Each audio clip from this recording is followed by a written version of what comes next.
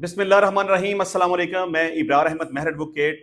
इमरान खान साहब ने अपना पॉलीग्राफ टेस्ट करवाने से इनकार कर दिया है। ये कल से मामला बड़ा हाईलाइटेड है और बड़ा इसको डिस्कस किया जा रहा है कि ये आखिर पॉलीग्राफ टेस्ट होता क्या है, कि इमरान खान ने वो कौन सा ऐसा टेस्ट है जिसके करवाने से इनकार कर दिया है। तो आज के टॉपिक में खास तौर पर ये डिस्कस किया जाएगा कि पॉलीग्राफ टेस्ट क्या होता है और इसकी कानूनी हैसियत क्या होती है। अच्छा, मैं यहाँ पे सबसे पहले आपको बता दूं कि पॉलीग्राफ टेस्ट दरअसल ना एक झूठ पकड़ने वाली मशीन है। अच्छा, आप ये नहीं समझ सकते कि अब किसी भी मामले में किसी भी बंदे का पॉलीग्राफ टेस्ट करवा लिया जाए ताकि ये पता चल सके कि वो झूठ बोल रहा है या सच बोल रहा है। ऐसा नहीं है। ये तरीकाकार सिर्फ इन्वेस्टिगेशन में इस्तेमाल किया जाता है और सिर्फ क्रिमिनल्स के साथ इस्तेमाल किया जाता है। मतलब जो लोग अंडर इन्वेस्टिगेशन होते हैं, क्रिमिनल्स होते हैं, ये एक मोड ऑफ इन्वेस्टिगेशन है कि आपने सच और झूठ को अलग करने के लिए उस तरीकाकार के ऊपर जाना होता है। दरअसल ये एक मशीन होती है जिसका इस्तेमाल करके तफ्तीशी टीमें किसी नतीजे पर पहुंचने की कोशिश करती हैं। दरअसल सूरत हाल कुछ इस तरह से थी कि इन्वेस्टिगेशन टीम ने अडाला जेल में जाकर इमरान खान साहब से मुलाकात की और उनसे चंद मुख्तलिफ किस्म के सवालात किए, उनके जवाबात लिए, उनको लिख लिया अपने पास। और उसके बाद जब उन्होंने रिक्वेस्ट की कि हम आपका पॉलीग्राफ टेस्ट करना चाहते हैं, तो इमरान खान साहब ने इनसे इनकार कर दिया। तो अब ये डिस्कस करेंगे कि ये है क्या चीज। अच्छा, इसमें मैं जिस तरह से पहले अर्ज कर चुका हूं कि ये तरीकाकार सिर्फ क्रिमिनल्स के साथ इख्तियार किया जाता है, सिर्फ सच्चाई को परखने के लिए, हकाइक की तरफ जाने के लिए, सच का पता करने के लिए। बास लोग इसे ये समझते हैं कि झूठ को पकड़ने वाली मशीन होती है। दरअसल हम ऐसा तो नहीं कह सकते कि झूठ को पकड़ने वाली मशीन है, लेकिन चलें आप इसको सम एक्सटेंट ऐसा कह भी सकते हैं। अच्छा, इसका तरीकाकार सबसे पहले ये होता है कि ये एक मशीन होती है, इसकी कुछ वायर्स जो क्रिमिनल है जिसकी इन्वेस्टिगेशन करनी होती है उसकी उंगलियों पे लगाई जाती है। यानी कि एक इलेक्ट्रिक चेयर है, वहां पे मुलजिम को बैठाया जाता है। एक मशीन होती है कंप्यूटर टाइप स्क्रीन जिसके ऊपर देखा जा सकता है, और उसकी कुछ वायर्स मुलजिम की उंगली के साथ लगाई जाती हैं और उसके बाद फिर उससे कुछ क्वेश्चंस पूछे जाते हैं। अच्छा, इसका तरीकाकार ये होता है कि सबसे पहले मुलजिम से कुछ सवालात पूछे जाते हैं और जैसे जैसे वो जवाब देता जाए उनको इन्वेस्टिगेटिंग टीम अपने पास नोट करती रहती है। यानी पॉलीग्राफ टेस्ट के अलावा जो सवालात पूछे जाते हैं मैं उनकी बात कर रहा हूं। अच्छा, नॉर्मल अंदाज में जब सवालात पूछे जाते हैं, उनके जवाबात अपने पास नोट कर लिए जाते हैं, तो उसके बाद फिर नेक्स्ट प्रोसेस शुरू होता है पॉलीग्राफ का। यानी मुलजिम को एक इलेक्ट्रिक चेयर के ऊपर बैठा के वो प्रोसेस शुरू किया जाता है और उसके बाद उससे वही सवालात जो पहले पूछे गए होते हैं नॉर्मल अंदाज में, वही सवालात उससे दोबारा रिपीट किए जाते हैं और उससे पूछे जाते हैं। फिर जैसे जैसे वो जवाब देता जाता है, साथ साथ स्क्रीन के ऊपर भी नजर रखी जाती है और जो एक्सपर्ट्स होते हैं वो उसको साथ साथ अपने पास नोट भी करते रहते हैं।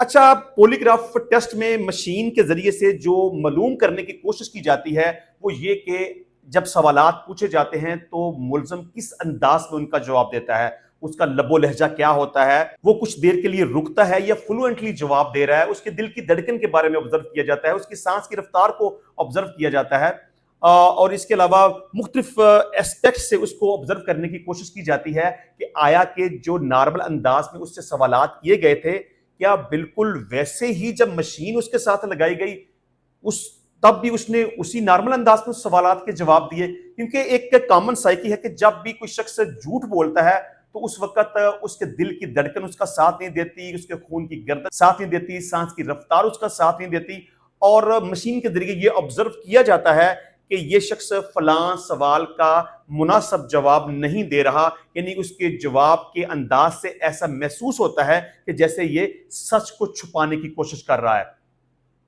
अच्छा, यहां पर एक और चीज का खास तौर पर ख्याल रखा जाता है कि जब भी किसी शख्स का पॉलीग्राफ टेस्ट करना हो तो दो बातों का ख्याल रखा जाता है।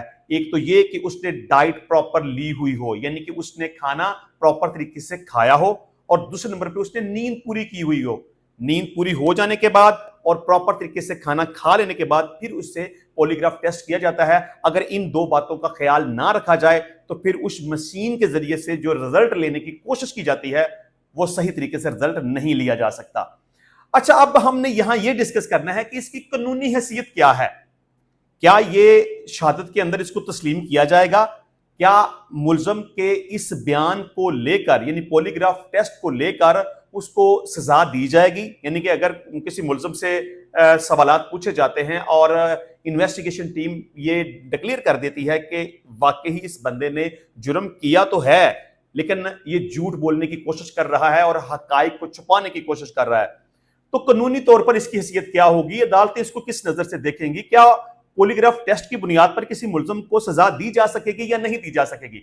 देखें, पॉलीग्राफ टेस्ट इन्वेस्टिगेशन में इस्तेमाल जरूर होता है, ये मोड ऑफ इन्वेस्टिगेशन तो जरूर है।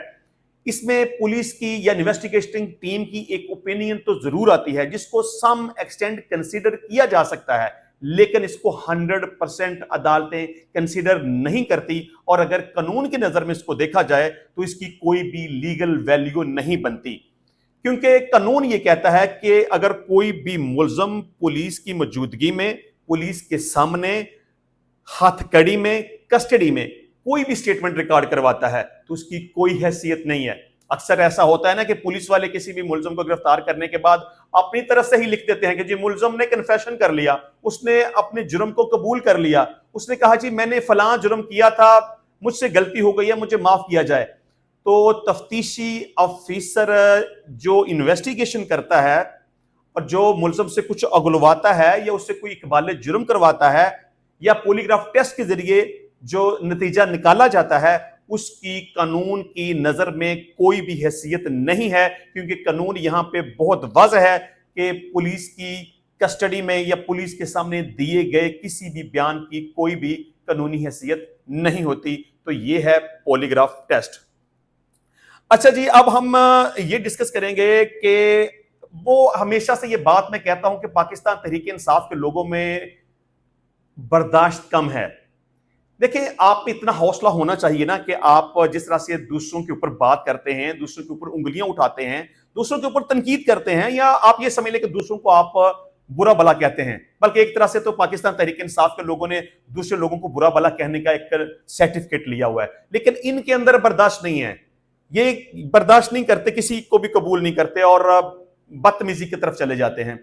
तो आज भी लाहौर में एक इसी तरह का एक नाखुशगवार वाकया पेश आया है कि एक थिएटर अदाकार है ताहर अंजम, जो कि जिस पर पाकिस्तान तहरीक इंसाफ की खतून ने उसको के ऊपर तशद्दुद किया, थप्पड़ मारे गए, उसके कपड़े फाड़ दिए, और उस खतून का ये कहना है कि जी इन्होंने इमरान खान के खिलाफ कोई बात की थी। चले भाई, देखें, इमरान खान के खिलाफ बात करना कौन सा मतलब जुर्म है?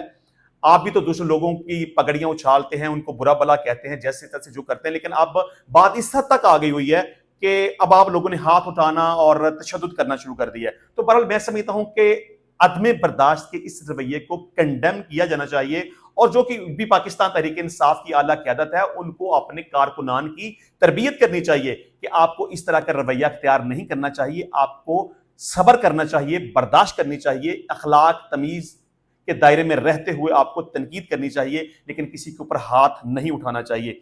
अदाकार ताहर अंजम मुस्लिम लीग नून कर्चल विंग पंजाब के सदर भी हैं, बहरहाल उनके साथ ये बुरा सलूक हुआ।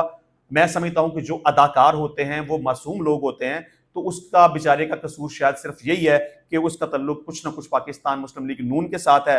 तो बहरहाल उनके ऊपर हाथ उठाया गया, कपड़े फाड़े गए, उनको जलील किया गया, बुरा भला कहा गया, गालियां निकाली गई, लेकिन हो सकता है कि वो सिर्फ इसी वजह से वो शर्म कर गए हैं कि अब मैं क्या करूं, आगे खातून है, अगर मैंने उसको कुछ कहा, उसके ऊपर हाथ उठाया या उसको मैंने गाली दी तो फिर सारा पाकिस्तान मेरे खिलाफ हो जाएगा और कहेगा कि तुमने ज्यादती की है, तुमने एक खातून के ऊपर हाथ उठाया।